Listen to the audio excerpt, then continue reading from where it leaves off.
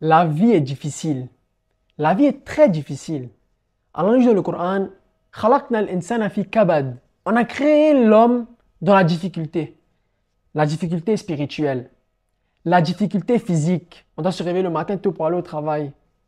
On a un rendez-vous demain, je dois me préparer. Je dois bien m'habiller, je dois me peigner, je dois me brosser les dents tous les jours dans la difficulté. C'est fatigant. Après, on a les grands problèmes. Je dois aller à l'école, j'ai un examen, je suis au travail. Demain, tu as un rendez-vous, tu dois parler avec ton patron. Tu as cassé ton téléphone, tu n'as pas d'argent.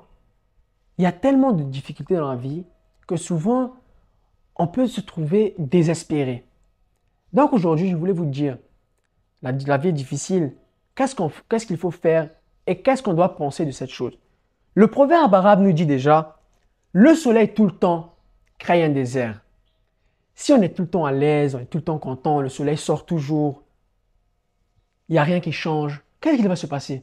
De la même façon que si le soleil est toujours là, le temps est toujours beau, la beauté, la jungle, la nature va disparaître. C'est la même chose avec nous. Si on est toujours content, toujours à l'aise, tout ce qu'on veut se passe. Quand on veut, on mange bouza, de la glace. Quand on veut, on sort avec nos amis. Quand on veut, on dort. On n'est pas censé se forcer pour faire quelque chose. Qu'est-ce qu'il va se passer? Ce qu'il va se passer, c'est que notre tête, notre esprit va commencer à se déserter. On va perdre notre créativité. On va perdre qui on est. On va perdre nos muscles. Déjà, ça c'est physique. On va perdre notre intelligence parce qu'on ne met pas en pratique ce qu'on a. Tout est facile. Il n'y a plus besoin de se pousser. Il n'y a plus besoin d'apprendre.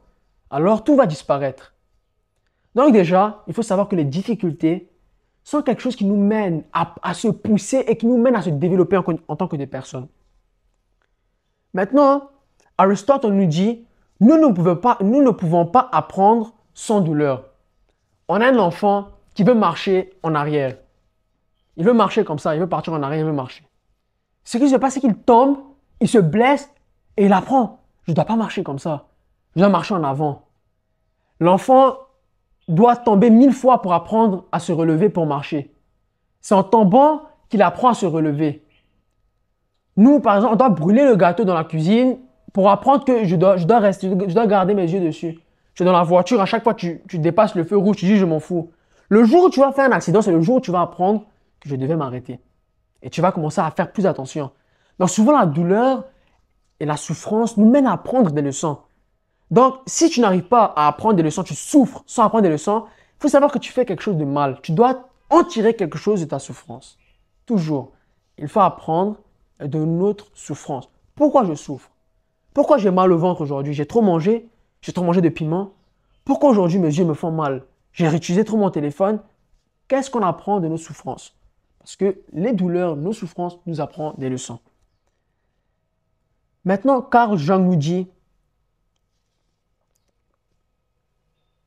un arbre ne peut pas atteindre le ciel sans que ses racines touchent l'enfer. Ça veut dire quoi? Ça veut dire pour devenir des grandes personnes, pour pousser dans la société, pour arriver loin, on doit être bien ancré dans le sol. Jusqu'à quoi qu'on touche l'enfer. Cela veut dire tout simplement que pour voir la beauté de ce monde, il faut déjà souffrir. Souffrir les difficultés de ce monde. Je ne peux pas être milliardaire sans veiller les nuits. Je ne peux pas devenir milliardaire sans travailler dur, sans me réveiller très tôt. Je peux avoir un beau corps sans aller à la salle.